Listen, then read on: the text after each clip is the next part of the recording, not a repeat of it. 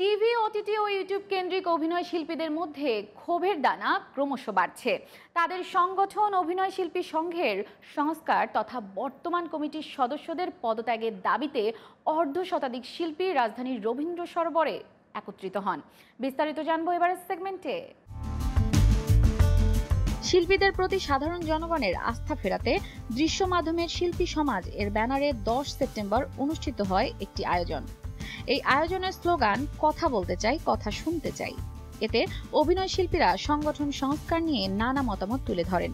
আমরা যেহেতু শিল্পী, আমাদের রিফরমেশন সবার আগেই হবে, কারণ আমরা অন্যদের থেকে নিজেদেরকে মনে করি যে মেধার জায়গা থেকে আমরা আলাদা, মননের জায়গা থেকে আমরা আলাদা, কিন্তু এইখানে আমাদের প্রচুর বেগ পেতে হচ্ছে সবাইকে একসাথে ইউনাইটেড করতে। এটাই আমার কাছে সবচেয়ে কষ্টের বিষয়। এর আগে কি হয়েছে না হয়েছে সেটা আমাদের আসলে হয়নি, সেটুকুই যথেষ্ট।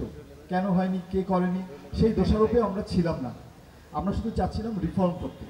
সো সেই রিফর্মের জন্য আমরা তাদের কাছে যাই, কিন্তু আসলে যথাযোগ্য যেই ফিডব্যাকটা আসার কথা বা তাদের থেকে যে সহযোগিতা আসার কথা সেটা আসলে আসছে বলে আমরা মনে করছি না। সো আরও কিভাবে ভালোর দিকে যাওয়া যায়, আন্তর্জাতিক মানের হওয়া যায়, এইসব দিকগুলো নিয়ে আমরা কথা বলতে পারি না।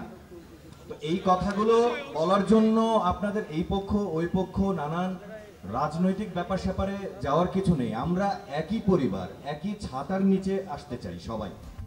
এ সময় উপস্থিত ছিলেন আজমেরী হক বাঁধন, শ্যামল মাওলা, খায়রুল বাশার, মনোজ প্রামাণিক, সাবেরি আলম, নাজিয়া হক অর্ষা সহ আরো অনেকে। আমরা চাই আপনারা জাতির কাছে, বাচ্চাদের কাছে ক্ষমা প্রার্থনা করেন, আমাদের কাছে সরি বলেন।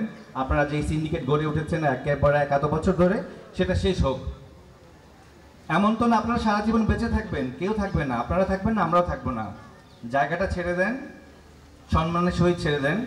আর যদি কাজ করতে চান একসাথে, আপনারা আমাদেরকে সম্মান দেন, আমরা আপনাদেরকে সম্মান দিব। আপনি তো শুধু সদস্যদের মানিজত মারেন নাই আপনারা। আজকে আমি সদস্য, আমি ছাড়াও যারা আছে আমার বন্ধু বান্ধব দেখলে বলে এই আলোর পথেই চা খায় যা।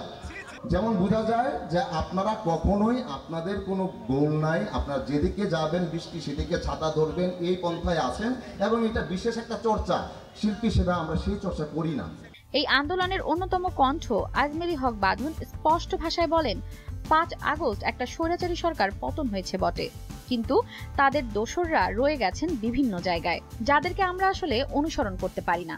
আমরা হয়তো 5ই আগস্ট একটা স্বৈরাচারী সরকারের পতন ঘটিয়েছি এবং একজন স্বৈরাচারী শাসককে এই দেশ থেকে পালাতে বাধ্য করেছি, কিন্তু আনফরচুনেটলি দুর্ভাগ্যজনক একটা ঘটনা হচ্ছে যে সেই স্বৈরাচারী সরকারের কিন্তু দোসররা তারা কিন্তু এই দেশেই রয়ে গেছেন।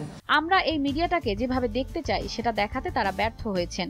আমার এটা দাবি যে আসলে এখনকার ইয়াং জেনারেশন যারা আছে, যারা এখন কাজ করছে, তারা যেভাবে এই মিডিয়াটাকে দেখতে চায়, আমাদের সম্মানটা সমাজে যে জায়গায় নিতে চায়, আমরা তাদের সাথে একসাথে হয়ে কাঁধে কাঁধ মিলিয়ে আমরা যাতে আমাদের কাজটা করতে পারি। আপনার সংগঠনের একজন অভিনেতা, তার একটা প্রবলেম, সে আপনার কাছে আসছে, আপনি কথাটা শুনবেন, সেইটুকু সময় আমাদের নাই। এই ব্যর্থতা এটা আপনারা কিভাবে ঢাকবেন?